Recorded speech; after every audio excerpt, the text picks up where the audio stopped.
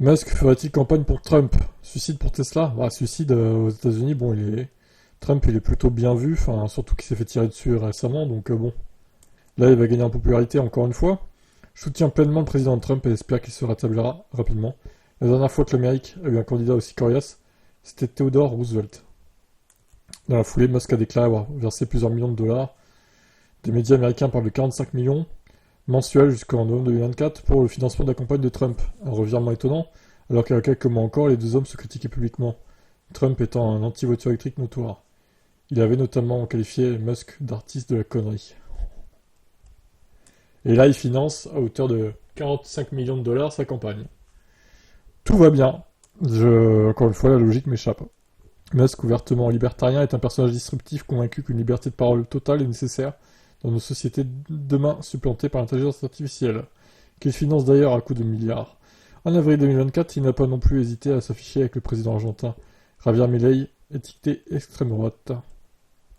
Musk est avant tout un homme d'affaires qui est régi par intérêt premier. L'administration de Joe Biden veut davantage encadrer les activités militaro-commerciales de SpaceX, l'entreprise spatiale d'Elon Musk, un fleuron absolument extraordinaire, mais qui est aujourd'hui source de tensions avec de nombreux États. Musk se révèle en maître du monde et n'apprécie pas que des autorités, qui en partie le financent, le régulent. Reste le problème de Tesla dont Musk semble se désintéresser de plus en plus, durement poussé vers la sortie depuis qu'il a vendu des millions d'actions en 2023.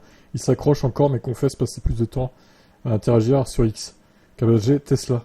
Des propos qui agacent les actionnaires du constructeur californien, lesquels se servent de ces déclarations pour refuser le versement d'une super prime de 56 milliards de dollars pour le service. Alors ça, je crois qu'ils ont accepté au final. Musk semble donc lancé dans une politique de la terre brûlée injustifiable quand on sait que Donald Trump a promis d'interrompre toute aide à la vente de voitures électriques aux États-Unis, mais de verser des aides à l'achat de voitures thermiques. Ah, ça c'est un scandale, si c'est vrai par contre. Oh. Un contre-pied total que les acheteurs de Tesla pourraient sanctionner, le cœur penchant en majorité sur le démocrate de Biden. Mais Biden, il est gâteux.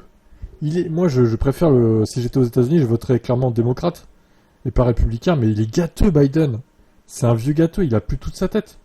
L'autre jour, il a dit à Zelensky Vladimir Poutine. Non mais attendez, non mais c'est pas possible, je veux dire. Faites quelque chose, les démocrates là, il faut présenter quelqu'un d'autre en urgence. Oh là là, c'est n'importe quoi, ces élections, c'est n'importe quoi. Bon, vous êtes plutôt quel camp, vous plutôt démocrate ou républicain? Soutenez-vous Musk dans sa campagne pro-Trump? Ciao.